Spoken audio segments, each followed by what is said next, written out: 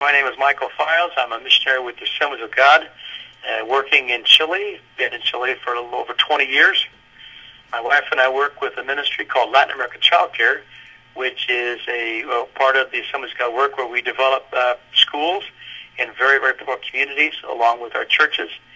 And in addition to that, we have an NGO organization called Piedad Chile, which is, again, is designed to help us with the schools. We have been down there. I've just been down to Chile and have returned yesterday from working to be able to work with some relief agencies there to pass out food and get some immediate help to our churches and to our people. And what's the situation like in where the earthquake happened? Every single community is different. If you go to the city of Talcahuano, which is a large city of probably close to 500,000 people, the port, that is the major port city for there, it was totally destroyed by a tsunami. If you go next to that, to the sister city of Concepcion, you have damage in multiple places, but you could go to a certain block and there might be one house destroyed and all the other houses are fine. The final day I was there, we traveled to the coastal city of Dichato, that's spelled D-I-C-H-A-T-O, and everything is destroyed. It is just nothing but just pieces of wood and lumber.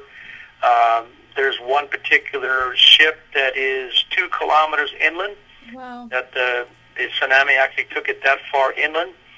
There's nothing exists. There's just nothing left. And so every area is different. Everyone is needing food. Okay, and that's what we're working on sending down there right now. How many people in the community are being served by the organization? We are trying to address not just one community, but probably about 28 communities. Okay. We have, while I was there, we visited probably close to 15 or 16 of our churches. We thank God that all of our churches are intact structurally. However, some of the pastors lost their entire home. But what we were trying to do was immediately get help to the most needy that are related to those churches and those church communities with some basic food items like flour, beans, rice, noodles, sugar, just some few things like that so they have some basic staples to eat. Where are they? What's the situation of what they're living in at the moment? There are, I would not be an exaggeration to say that there are thousands of people living in the hills in tents. There are a lot of people are afraid of an additional tsunami. And so every time there's a large earthquake, there's a tsunami warning. People begin to run en masse to the hills, and it becomes dangerous for the kids possibly getting run over. So we actually visited one camp above the hills, in the hills above a city called Arauco, where there were 2,000 people living in one camp. Okay, and when we say tent city, I just came back from Haiti not that long ago. We're not talking that they're actually in tents, are you? Are they? Is it really under sheets? They're under tarps, okay. Leaves, branches, tents, anything they have. And one of the things that we're working on right now to try to get is, and one of the things that the great needs is tarp and tents, because right. Some of the people, we're going into the fall, and so they're afraid to go back into their homes, and some of them we're going to have tents and tarps for them to have temporary housing to live in. Right.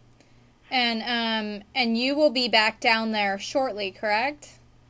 Yes, I will be back in Chile next Friday on March 19th. Okay, and how are the people, what's like the emotional state of the people right now? I think in general they're still in shock, but there's also a part of it where you see when anytime there's a major tragedy, people come together in unity and they're working hard to try to help their neighbors, help their friends and church members, anything that they can do to assist other people. And so everyone right now is working hard. have tried to prepare our pastors and our church leaders to understand that just like after 9/11 here in the United States, everyone was working in unity. There will come a time when there will be less unity, and in fact there could be major conflict because people begin to get tired, they begin to get exhausted because they're constantly giving, and there's not someone always there to be able to assist them or help them. And if people want to pray for these communities, are there any specific prayer requests? Yeah, that somehow the Lord would perform a miracle to create new jobs. One of the long-term effects of this earthquake is that some major industry companies have been damaged badly. So people right now are being informed and told that it may be 3 to 6 months before they can ever go back to work.